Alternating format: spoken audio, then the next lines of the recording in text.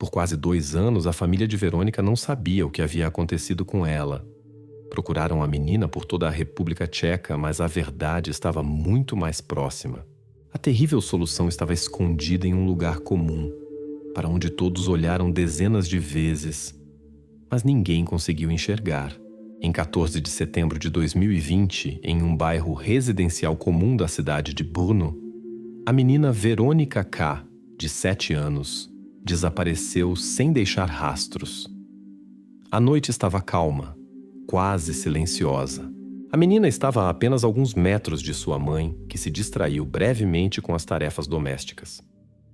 Quando a mulher olhou novamente para o pátio, Verônica já não estava mais lá. Nenhum som, nenhum rastro, nem o menor indício de que algo havia acontecido ali. Era como se Verônica simplesmente tivesse desaparecido, deixando apenas silêncio e incerteza. A polícia chegou ao local meia hora depois. A inspeção do pátio revelou o patinete de Verônica. Estava cuidadosamente apoiado no gramado, como se sua dona tivesse se ausentado por apenas 1 minuto. O patinete estava em perfeitas condições, sem danos ou sinais de pressa. A atenção da investigação foi imediatamente atraída para um detalhe estranho. No estacionamento próximo ao pátio, os moradores notaram um veículo de serviço desconhecido. A placa estava coberta de lama e era difícil de ler, e o motorista não saiu do carro. Várias pessoas confirmaram sua presença, mas ninguém prestou muita atenção ao veículo naquele momento. Enquanto isso, alguns moradores do prédio pareciam surpreendentemente indiferentes. Os policiais rapidamente notaram que a maioria dos vizinhos não ouviu nem viu nada em comum. Particular atenção foi dada a um homem de meia-idade chamado Miloš, que morava no térreo. Ele parecia suspeitamente calmo, não demonstrando preocupação mesmo após saber do desaparecimento de Verônica. Suas respostas à polícia eram monossilábicas e cautelosas, como se estivesse evitando detalhes desnecessários. A atenção da polícia se concentrou em 2 versões. A primeira era o misterioso carro com placas difíceis de distinguir. Esta era a primeira e mais óbvia linha de investigação, já que um estranho em um pátio tranquilo sempre desperta suspeitas. O segundo era o vizinho, Miloš. Sua calma antinatural, respostas evasivas e relutância em ajudar na investigação pareciam estranhas diante do ocorrido. O homem insistia que esteve em casa a noite toda e não viu nada. Mas os policiais achavam seu comportamento suspeito, até demais. Um dia após o desaparecimento, a investigação obteve uma pista inesperada. Os policiais, inspecionando novamente a casa, descobriram estranhas pegadas no porão. As pegadas eram pequenas, correspondendo ao tamanho do calçado de Verônica. Ao lado, no chão de concreto, havia um invólucro de doce, o mesmo que Verônica sempre escolhia na loja. Parecia que a solução estava próxima. O porão foi imediatamente isolado e cuidadosamente examinado pelos peritos. Mas as pegadas terminavam abruptamente e de forma incompreensível. Não foram encontradas passagens secretas, nem outras evidências. A porta do porão estava trancada e a chave estava com o próprio Miloš, que afirmava não ter entrado lá por muitos meses. A investigação enfrentava seu primeiro dilema sério: confiar na calma de Miloš? No entanto, a polícia não podia ignorar os fatos. As pegadas e o doce claramente indicavam que alguém esteve lá recentemente. As suspeitas começaram a aumentar, embora a polícia entendesse que não podia tirar conclusões precipitadas. O porão do prédio parecia ser tanto a solução quanto mais uma pista sem saída. A estranheza e a incerteza da situação apenas aumentavam a tensão. No entanto, logo ficou evidente que a pista levou ao porão rápido e facilmente demais. A verdade, como o futuro mostraria, era muito mais complexa. Todo o pátio parecia apontar para o porão. Mas e se todas as pistas encontradas pela polícia fossem apenas uma coincidência enganosa, desviando a atenção do local real do desaparecimento de Verônica? A polícia estudou atentamente a personalidade de Miloš. O homem vivia naquela casa há vários anos. mas os vizinhos não sabiam muito sobre ele. Quanto mais a investigação se aprofundava nos detalhes de sua vida, mais estranhezas encontrava. Descobriu-se que Miloš já havia chamado a atenção das autoridades, embora por motivos insignificantes. Mesmo assim, esses fatos acrescentavam certas suspeitas ao seu perfil. Miloš tinha 42 anos, vivia sozinho, raramente recebia visitas, quase não conversava com ninguém. Seu trabalho era comum, sem destaque. Trabalhava como carregador em um depósito e frequentemente fazia turnos noturnos, o que quase ninguém no prédio sabia. Foi justamente o trabalho noturno que explicou seu estilo de vida recluso e seu horário irregular de aparição em público. No entanto, a investigação conseguiu estabelecer que no dia do desaparecimento de Verônica, Miloš não saiu de casa, pelo menos segundo suas próprias palavras. Mas quando lhe perguntaram sobre isso pela segunda vez, o homem começou a se confundir nos detalhes e ficou visivelmente nervoso, o que imediatamente alertou os investigadores. Os vizinhos também não estavam muito dispostos a falar sobre Miloš, mas após perguntas insistentes dos investigadores, começaram a surgir alguns detalhes que a polícia não podia ignorar. Descobriu-se que aproximadamente 6 meses antes do desaparecimento de Verônica, Miloš já havia tido problemas com as autoridades. Nada sério. Um conflito doméstico comum. Mas foi justamente esse conflito que revelou uma característica importante da personalidade do homem. Ele se irritava rapidamente e frequentemente não controlava sua raiva. Segundo documentos oficiais obtidos pela polícia, o conflito ocorreu tarde da noite no pátio do prédio. Miloš discutia em voz alta com um dos moradores que acidentalmente bateu em seu carro. A discussão verbal rapidamente evoluiu para empurrões e quase terminou em briga. Miloš estava agressivo e, como registraram os policiais que chegaram na época, claramente tinha dificuldades em se controlar. O caso foi abafado, mas na memória dos vizinhos permaneceu a imagem de um homem temperamental, agressivo e imprevisível. A investigação se aprofundou ainda mais quando a polícia começou a verificar o depoimento de Miloš de que havia passado toda a noite em casa, sem sair. Nos primeiros interrogatórios, ele afirmou com confiança que estava assistindo televisão, descansando e não saiu do apartamento. Mas os policiais acharam estranho que nenhum dos vizinhos pudesse confirmar isso com certeza. Ninguém ouviu o barulho do seu apartamento, televisão, passos. Esse silêncio suspeito fez a investigação duvidar da veracidade de suas palavras. Então, a polícia passou a uma verificação mais detalhada de seu depoimento. Os investigadores interrogaram Miloš novamente sobre os mínimos detalhes daquela noite. A hora, os programas que assistiu, o que comeu. E aí o homem começou a se confundir. Quando informado que verificariam seu telefone e as câmeras de vigilância na área, ele ficou visivelmente preocupado e pediu um intervalo, alegando mal-estar. Mas o principal foi descoberto depois que os dados do celular de Miloš foram verificados. Seu telefone estava ativo naquela noite em uma parte completamente diferente da casa. Além disso, ele foi desligado brevemente, como se o proprietário estivesse tentando esconder sua localização. Isso significava que Miloš não apenas mentiu para a polícia, mas também tentou mascarar seus movimentos reais.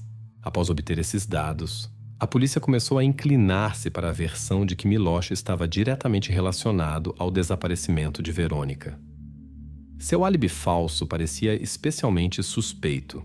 Os psicólogos da equipe de investigação indicaram que seu nervosismo, confusão e tentativa de evitar detalhes apontavam para um sentimento de culpa ou informações ocultas. Todo o quadro se formava contra ele. A polícia decidiu aumentar a vigilância sobre o homem. Por vários dias seguidos, ele praticamente não saiu do apartamento. Quando ia ao mercado ou ao trabalho, era discretamente acompanhado por agentes. Nos interrogatórios, faziam-lhe as mesmas perguntas, verificando a consistência das respostas. No entanto, Miloš errava repetidamente, alterando pequenos detalhes. As suspeitas em torno dele só aumentavam. Gradualmente, rumores de que ele poderia estar envolvido no desaparecimento de Verônica vazaram para o prédio. Os vizinhos começaram a evitar contato com ele e a atmosfera ficou ainda mais tensa. O próprio Miloš parecia abatido, confuso e fechado. Mas para a polícia, sua condição era mais uma confirmação de suas suspeitas. Parecia que a investigação estava no caminho certo. No entanto, alguns dias depois, a polícia obteve gravações das câmeras do supermercado vizinho que mudaram drasticamente toda a situação. As imagens mostravam claramente que Miloš saiu do prédio aproximadamente meia hora depois do momento em que Verônica desapareceu. Isso foi completamente inesperado para os investigadores, que até então estavam praticamente certos de sua culpa. De repente, o suspeito estava quase fora de suspeita, e a investigação enfrentava uma nova contradição. As câmeras trouxeram novas perguntas em vez de respostas. Depois que as suspeitas em torno do vizinho Miloš começaram a se dissipar, a polícia decidiu estudar mais a fundo o círculo próximo de Verônica. Estava claro. O mistério de seu desaparecimento poderia estar mais próximo do que parecia nos primeiros dias. E segredos familiares, sobre os quais ninguém havia falado abertamente até então, começaram a emergir. A casa onde Verônica morava parecia bastante próspera. Os pais, Tomáš e Karolina, aparentavam ser uma família normal. Mas como se descobriu, essa era apenas uma impressão externa.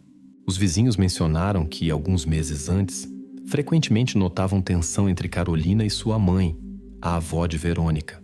Inicialmente, essas informações não pareciam muito significativas, mas gradualmente os investigadores começaram a entender que por trás da simples tensão familiar havia algo mais profundo. Os policiais descobriram que entre Karolina e sua mãe, senhora Magda, havia sérias divergências sobre a criação de Verônica. Magda era uma mulher de valores rígidos, que tinha suas próprias ideias muito claras sobre como as crianças deveriam crescer em sua família. Ela criticava regularmente a filha, acusando-a de cuidados insuficientes, desatenção e, em suas palavras, uma abordagem frívola à educação. Em algum momento, esses conflitos ultrapassaram o limite de simples disputas domésticas. A polícia conseguiu encontrar um documento confirmando que, 6 meses antes do desaparecimento de Verônica, a avó havia oficialmente recorrido aos serviços sociais pedindo que verificassem o quão bem Karolina estava cumprindo suas responsabilidades parentais. Os investigadores convidaram novamente os pais e a avó de Verônica para interrogatórios. Até aquele momento, a família afirmava unanimemente que não havia conflitos sérios entre eles. Mas agora, quando a polícia já sabia sobre a denúncia aos serviços sociais, os depoimentos dos parentes começaram a mudar. Karolina estava visivelmente nervosa e admitiu que seu relacionamento com a mãe era realmente complicado.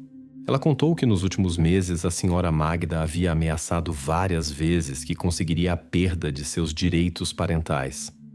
Mas Karolina estava convencida de que eram apenas palavras ditas no calor da emoção. A senhora Magda, por outro lado, no segundo interrogatório, negou a seriedade do conflito e declarou que seu recurso aos serviços sociais foi apenas uma tentativa de assustar a filha e fazê-la ser mais responsável com suas obrigações. Ao mesmo tempo, ela fez todo o possível para convencer a polícia de que amava muito Verônica e nunca quis fazer-lhe mal. No entanto, as palavras da avó já não podiam convencer a investigação de sua absoluta sinceridade. Os investigadores entendiam. Essas contradições nos depoimentos não eram coincidência e poderiam ser sinal de algo maior do que uma simples briga familiar. Na mente dos investigadores surgiu a ideia de que o desaparecimento de Verônica poderia estar relacionado a uma tentativa da avó de tirá-la da família dessa maneira. E a polícia decidiu examinar mais atentamente os movimentos de Magda após o dia em que Verônica desapareceu. As suspeitas aumentaram drasticamente quando os investigadores descobriram que a senhora Magda, alguns dias após o desaparecimento de Verônica, partiu repentinamente de Brno. Ela foi visitar parentes em uma pequena cidade em outra parte do país, sem avisar ninguém com antecedência. Essa partida inesperada pareceu extremamente suspeita para a polícia. Além disso, quando os investigadores tentaram contatá-la por telefone, a avó se recusou a dar comentários e declarou que não queria se comunicar sem um advogado. Na casa da família de Verônica, a atmosfera ficou ainda mais tensa.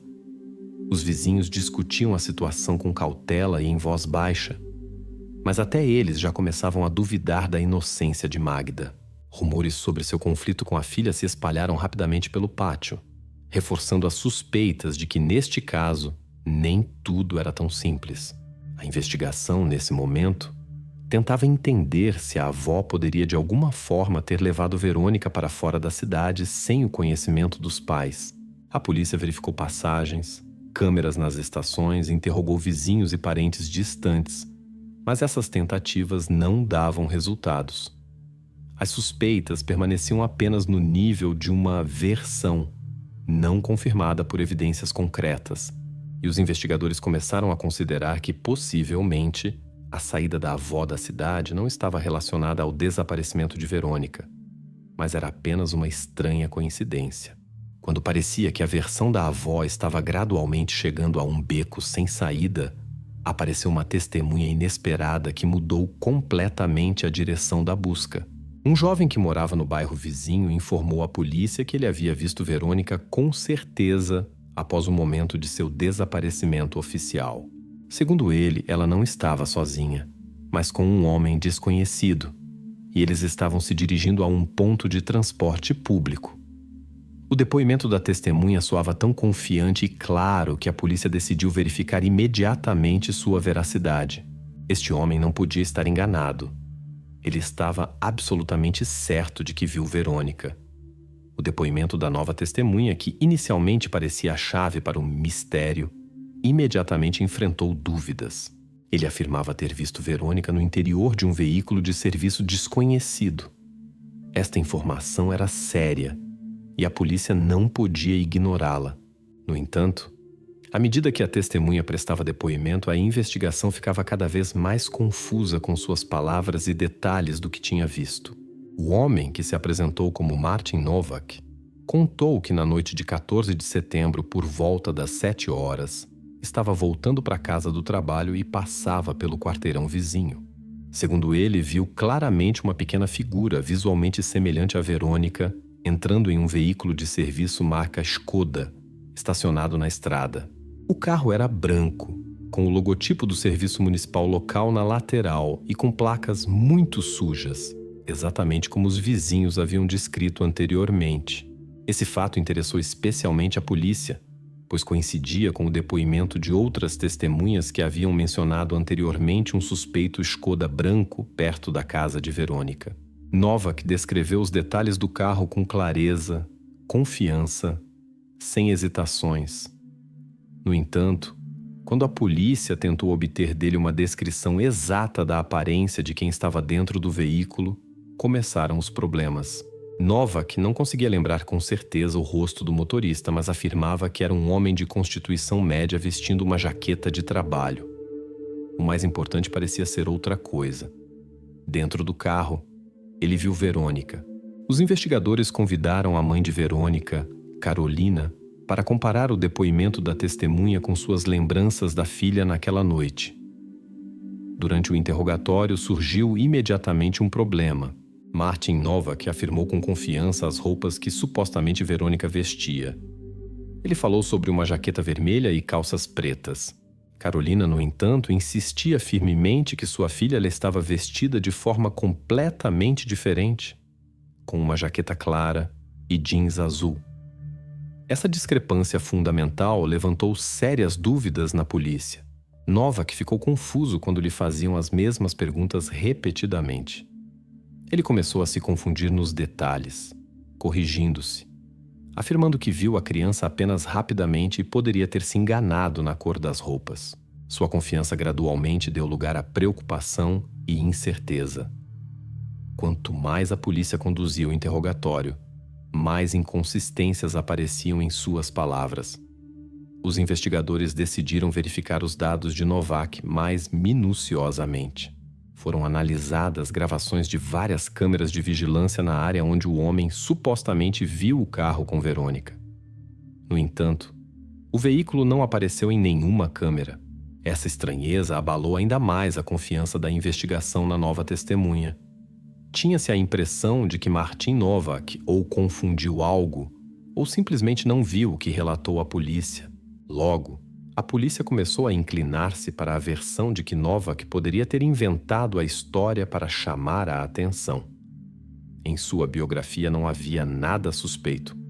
Um funcionário comum de uma pequena empresa local, sem problemas anteriores com a lei. No entanto, na investigação ele não conseguiu explicar claramente por que não informou imediatamente a polícia sobre suas observações, mas se apresentou vários dias depois que o caso já estava sendo ativamente discutido pela imprensa. Nesse contexto, sua história parecia cada vez mais duvidosa e pouco convincente. No entanto, os investigadores decidiram não descartar completamente essa versão. Para ter certeza, entrevistaram colegas e vizinhos de Nowak. A maioria deles confirmou que o homem tendia a exagerar e às vezes gostava de estar no centro dos acontecimentos. Esse fato não favoreceu a testemunha e a polícia gradualmente deixou seu depoimento de lado. Nowak parecia agora mais uma falsa pista do que uma chave real para o mistério do desaparecimento de Verônica. No entanto, o caso tomou um rumo inesperado quando especialistas técnicos analisaram cuidadosamente as gravações das câmeras perto da casa de Verônica, feitas anteriormente. Em uma das gravações, anteriormente considerada inútil devido à má qualidade, foi possível distinguir parte da placa do suspeito Škoda branco. Esse fragmento coincidia com a descrição dada por Nowak e também coincidia parcialmente com o carro que a polícia já estava tentando rastrear após os primeiros relatos dos moradores da casa. Essa descoberta fez a investigação voltar à versão inicial de que a testemunha poderia ter visto o carro e, possivelmente, não inventou completamente seu depoimento. A situação se complicou ainda mais pelo fato de que justamente esse automóvel, de acordo com as gravações das câmeras, realmente estava na área exatamente no intervalo de tempo em que Verônica desapareceu. A polícia já não podia excluir completamente a conexão entre o carro e o desaparecimento. Depois que o suspeito Škoda de serviço voltou a ser o foco da investigação, a polícia decidiu estudar atentamente a personalidade do motorista, Tomáš R. Durante as primeiras verificações, descobriu-se que ele já havia estado sob vigilância das autoridades anteriormente, e não por acaso. Tomáš R. tinha 38 anos. O homem vivia sozinho, em um pequeno apartamento alugado em um bairro periférico de Brno. Quase não se comunicava com os vizinhos e parecia uma pessoa fechada, evitando qualquer contato. Os agentes que verificaram sua biografia descobriram que alguns anos antes, Tomáš trabalhou como entregador em uma empresa que fazia entrega de brinquedos infantis.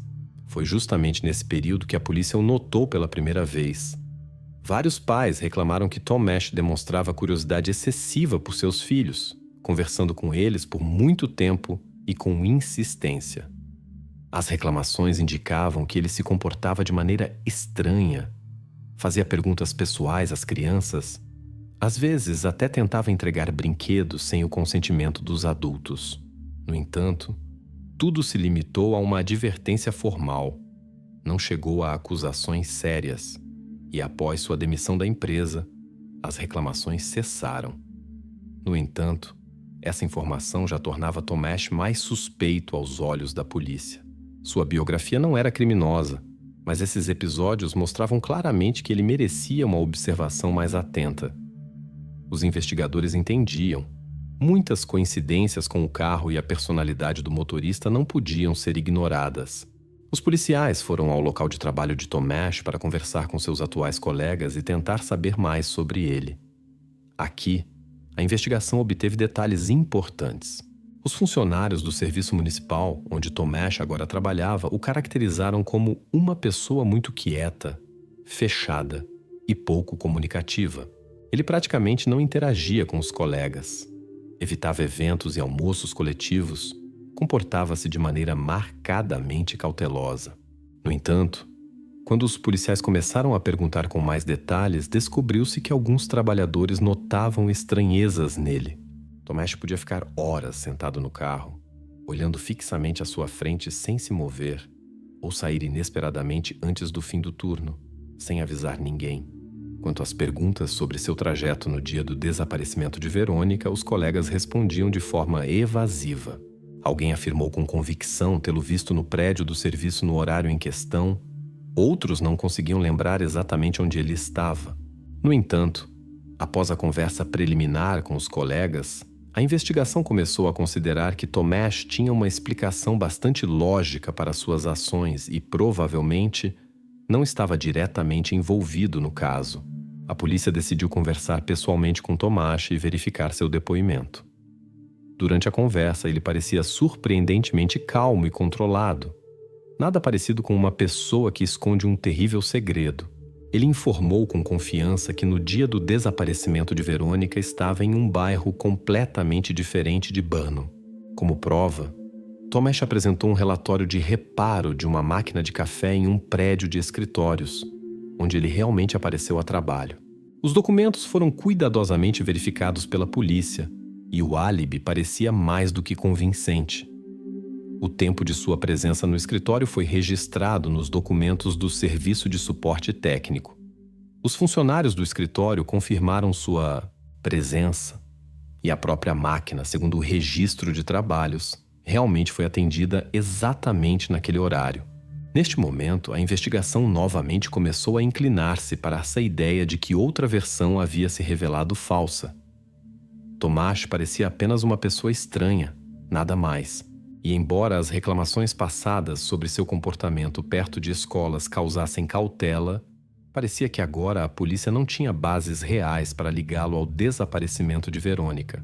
Tomás foi temporariamente excluído da lista de principais suspeitos enquanto decidiam concentrar-se em outras versões. No entanto, após alguns dias, quando o grupo técnico da polícia examinou atentamente os dados de GPS do carro de Tomás, descobriu-se uma estranha anomalia. Seu trajeto digital daquele mesmo dia, quando Verônica desapareceu, divergia inesperadamente dos registros oficiais e dos depoimentos das testemunhas do escritório. De acordo com o GPS, o carro de Tomás havia desaparecido dos rastreadores por quase meia hora e estava em uma área completamente diferente da cidade. Esse detalhe estranho e inexplicável fez a polícia olhar para o homem com olhos completamente diferentes. À primeira vista, o álibi perfeito de repente se tornou menos sólido. A investigação não podia ignorar tal discrepância técnica, especialmente porque coincidia com o momento do desaparecimento de Verônica. Agora, os investigadores entendiam que precisavam verificar novamente todos os dados sobre os movimentos de Tomás. Enquanto a polícia verificava minuciosamente a lacuna misteriosa no trajeto de Tomás, paralelamente começaram a surgir novos detalhes preocupantes do círculo mais próximo de Verônica. Inesperadamente para todos, a investigação recebeu informações importantes da professora da menina.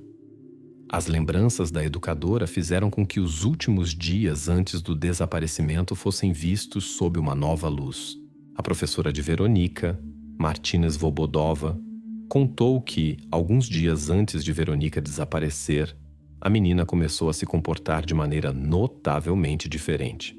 Normalmente comunicativa e alegre, Verônica de repente se tornou fechada, preocupada e quase não participava das brincadeiras com os outros. Quando a professora perguntou à menina se algo ruim havia acontecido, Verônica respondeu brevemente e com insegurança, apenas dizendo que apareceu um homem com doces no pátio. A professora inicialmente não deu muita importância, achando que a menina estava apenas recontando a história de alguém ou tinha medo de um estranho. No entanto, as palavras da educadora foram confirmadas por outro fato. Uma das amigas de Verônica, Caterina, de 8 anos, lembrou-se que pouco antes do desaparecimento a própria Verônica lhe contara sobre um estranho. Essa pessoa, segundo ela, havia se aproximado dela várias vezes no pátio e oferecido brinquedos e doces. Caterina mencionou que Verônica não escondia seu medo e até lhe disse que havia tentado contar isso à mãe. A menina confessou à amiga que a mãe não acreditou em suas palavras, achando que Verônica havia inventado tudo ou simplesmente estava com medo de algum vizinho. Para a mãe, as palavras da criança pareciam apenas uma fantasia infantil, algo que ela agora lamentava profundamente ao relatar isso à polícia. Após essa informação, os investigadores conversaram novamente em detalhe com a mãe de Verônica, Carolina. Ela estava extremamente angustiada e confusa, percebendo agora quão sério poderia ter sido o relato de sua filha. Durante o interrogatório, Carolina inesperadamente se lembrou de outro episódio importante. Aproximadamente uma semana antes do desaparecimento de Verônica, ela realmente havia notado um carro desconhecido no pátio da casa.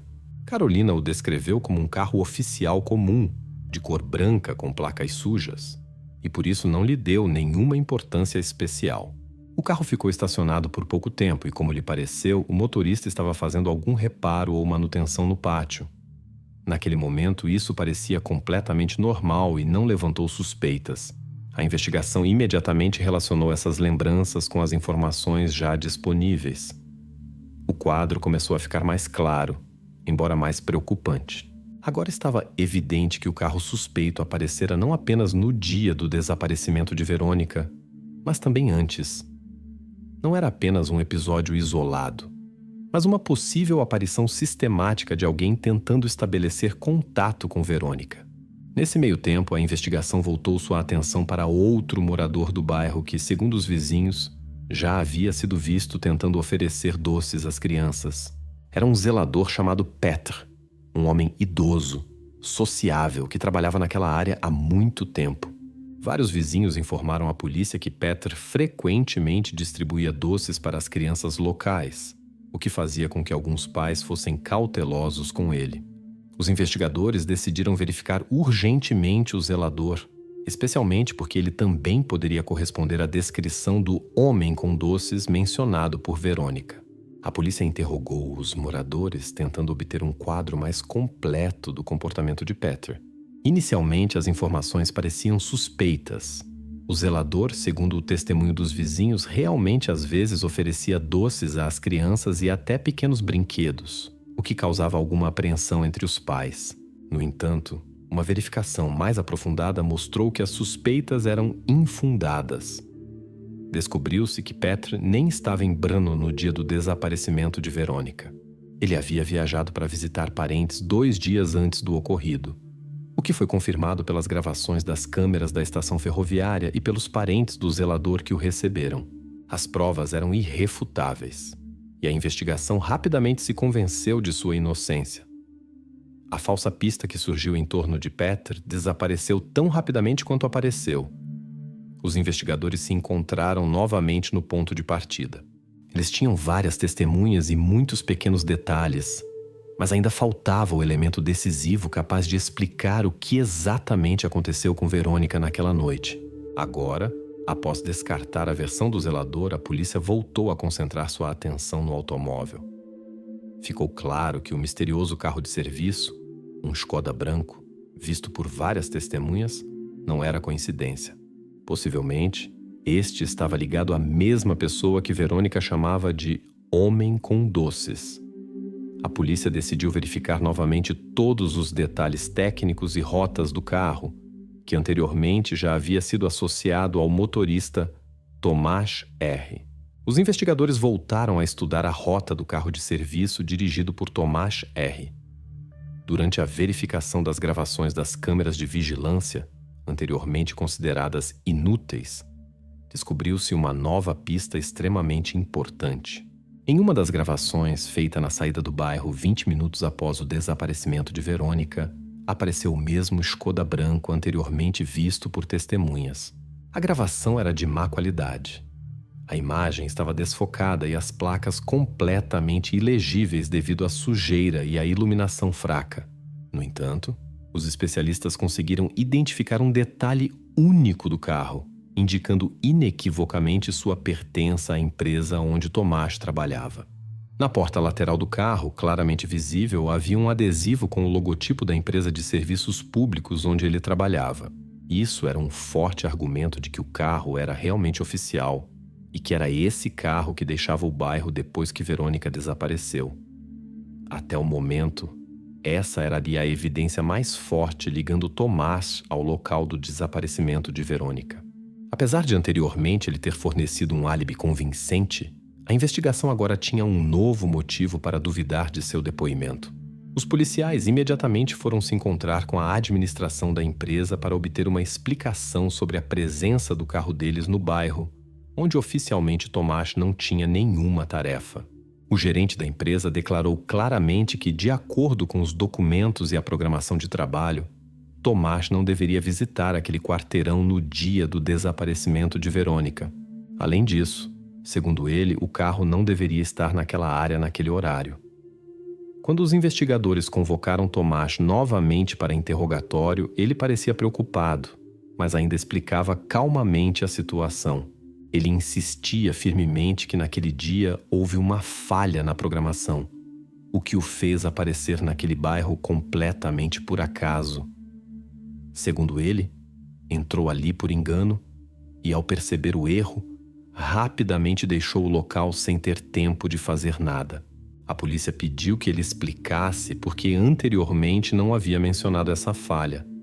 Ao que Tomás respondeu que simplesmente esqueceu esse episódio, considerando-o irrelevante. Mesmo assim, suas palavras levantaram sérias dúvidas na investigação. Surgiu a teoria de que Tomás poderia estar deliberadamente ocultando informações ou tentando enganar a polícia, usando detalhes insignificantes para esconder algo maior. Os investigadores supuseram que Tomás poderia não estar agindo sozinho. Surgiu a versão de um possível cúmplice que poderia ajudá-lo a confundir as pistas ou fornecer cobertura. A polícia verificou novamente todas as gravações das câmeras de vigilância em busca de um possível segundo carro acompanhando o Skoda oficial. Dezenas de vídeos de ruas próximas, lojas e postos de gasolina foram analisados para confirmar ou refutar essa hipótese. Mas, contrariamente às expectativas da investigação, o segundo carro nunca foi encontrado. Durante os interrogatórios e verificações, não houve uma única testemunha que pudesse confirmar a presença de outro veículo ou cúmplice. Gradualmente, a polícia foi forçada a admitir que essa teoria estava errada. Muito provavelmente, Tomás estava realmente sozinho e não havia qualquer operação conjunta com outra pessoa. Depois que a versão do segundo carro foi definitivamente descartada, a atenção da polícia voltou aos registros dos rastreadores GPS do carro de Tomás. Esses dados confirmaram que no dia do desaparecimento de Verônica, Tomás estava realmente na área de onde ela desapareceu, com precisão até o minuto. Esses dados coincidiam com o intervalo perdido previamente identificado em sua rota, que Tomás anteriormente atribuía a uma falha técnica no equipamento. Agora a investigação tinha, pela primeira vez, provas claras de que Tomás mentiu sobre as circunstâncias de sua presença no local do desaparecimento de Verônica. Até esse momento, seu álibi parecia sólido, mas os novos dados destruíram completamente essa certeza. Tornou-se óbvio que o homem não apenas apareceu casualmente naquela área, mas deliberadamente tentou esconder seus movimentos reais da polícia. Agora estava claro. Era necessário verificar todos os locais relacionados a Tomás. Depois que a polícia finalmente se certificou da discrepância entre os dados do rastreador GPS do carro de Tomás e suas próprias palavras, foi tomada a decisão de verificar cuidadosamente todos os lugares que tivessem qualquer relação com o suspeito. Os agentes começaram verificações sistemáticas de todos os locais onde Tomás trabalhou ou apareceu nos últimos anos. Foi um trabalho meticuloso, quase interminável, mas foi exatamente isso que levou à revelação do terrível segredo. Primeiro, a polícia verificou a garagem que Tomás alugava há muitos anos em uma zona industrial nos arredores de Brno. Nada suspeito foi encontrado. Em seguida, foi examinada a casa de campo de parentes do suspeito, onde ele às vezes passava os fins de semana. Mas mesmo lá, não havia nada útil para a investigação. A situação parecia quase sem esperança. Até que os investigadores souberam por um dos colegas de Tomás que ele tinha acesso a um antigo depósito pertencente à empresa onde trabalhava.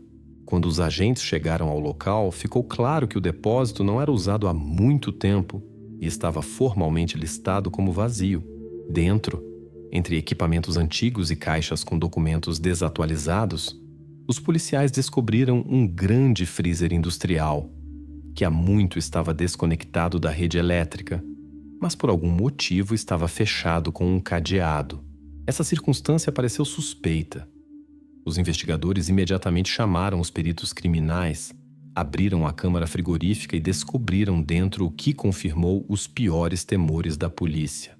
A principal teoria da investigação foi confirmada. Era Verônica, desaparecida há quase 2 anos. A verificação das gravações das câmeras de vigilância e dos depoimentos das testemunhas permitiu à polícia reconstruir completamente a cadeia do crime. Na noite de 14 de setembro de 2020, Tomás, usando um carro oficial, realmente entrou em um pátio tranquilo onde Verônica estava naquele momento. Ele ofereceu doces e brinquedos, convenceu-a a entrar no carro e imediatamente deixou a área. Foram exatamente esses 20 minutos que foram registrados pelas câmeras de vigilância e depois, nos dados de GPS do carro, apareceu o misterioso buraco que Tomás mais tarde chamou de falha técnica. Na verdade, Tomás deliberadamente desligou o rastreador GPS pensando que dessa forma seus movimentos não poderiam ser rastreados. Ele levou Verônica para o depósito, onde alugava um espaço. Foi ali que ele cometeu o assassinato.